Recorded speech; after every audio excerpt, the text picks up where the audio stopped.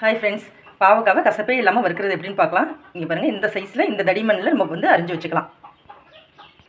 ஒரு ஸ்பூன் அளவுக்கு கடலை மாவு போட்டுக்கலாம். இன்னொரு ஸ்பூன் தேவைப்பட்டால் போட்டுக்கோங்க. பாவக்காய் எவ்வளோ எடுக்கிறோமோ அது பொறுத்து நான் போட்டுக்கிறேன். மஞ்சத்தூள், காரத்துக்கு மிளகாய்த்தூள், பெருங்காயத்தூள். இப்போ வந்து பாவக்காவை நம்ம 4 வாட்டியாவது அலசிருப்போம். அப்போ வந்து அதில் தண்ணி இருக்கும் இல்லையா, அந்த ஈரத்தை பார்த்து தான் நம்ம இப்போ பிணைய போகிறோம். தண்ணி இப்போ சேர்க்க வேணாம். ஒரு ஸ்பூன் அளவுக்கு அரிசி மாவு கொஞ்சம் போதும்.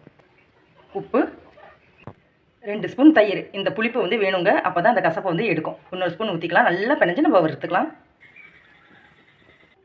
இந்த அளவுக்கு பிணைஞ்சிக்கலாம். இப்போ எண்ணெயில் போட்டு பொரிச்சு எடுக்கலாங்க. இது வந்து டேஸ்ட்டாக இருக்கும். ஒரு 5 நிமிஷம் ஊற வச்சுட்டு அப்புறமா பொரிக்க ஆரம்பிக்கலாம்.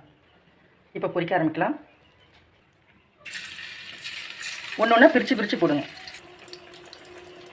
அவ்வளோதான். செம்ம டேஸ்ட்டாக கிறிஸ்பியாக சூப்பராக இருக்கும். ட்ரை பண்ணி பாருங்கள்.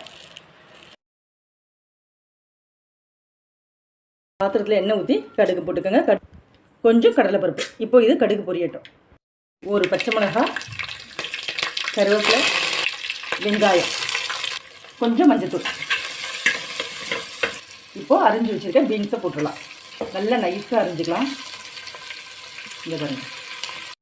இப்போ இதில் கொஞ்சம் உப்பும் கொஞ்சம் தண்ணியும் சேர்க்கலாம். கொஞ்சம் போல் தண்ணி சேருங்க, ஏன்னா நம்ம அலசிட்டு தான் போட்டிருக்கோம். அதுலேயே கொஞ்சம் தண்ணி இருக்குது. ரொம்ப தண்ணி செய்யக்கூடாது. பீன்ஸுக்கு வந்து அவ்வளோ நேரம் வேகாதுங்க.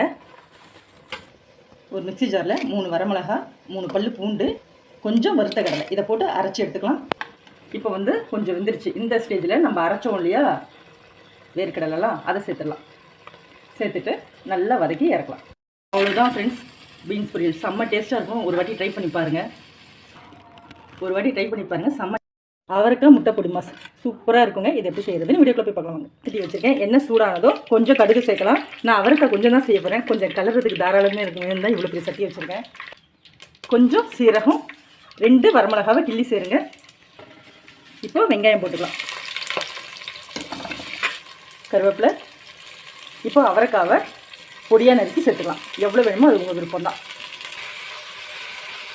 மஞ்சத்தூள் கொஞ்சம், மிளகாய்த்தூள், தேவையான அளவு உப்பு. இப்போ வந்து நல்லா அலசிட்டு போட்டுக்கிறதுனால அதுலேயே தண்ணி இருக்கும். அந்த தண்ணியிலேயே இது வந்து நல்லா வெந்து வரும். இப்போ பாருங்கள், அவரைக்காய் வந்துருச்சு. இந்த ஸ்டேஜில் நம்ம முட்டை ஊற்றிக்கலாம். அவ்வளோதாங்க. இதை நல்லா கலரி முட்டை வெந்ததுக்கப்புறமா நம்ம இறக்கிடலாம். செம்ம டேஸ்ட்டாக இருக்குங்க. பிடிச்சிருந்தா லைக் பண்ணி சப்ஸ்கிரைப் பண்ணுங்கள்.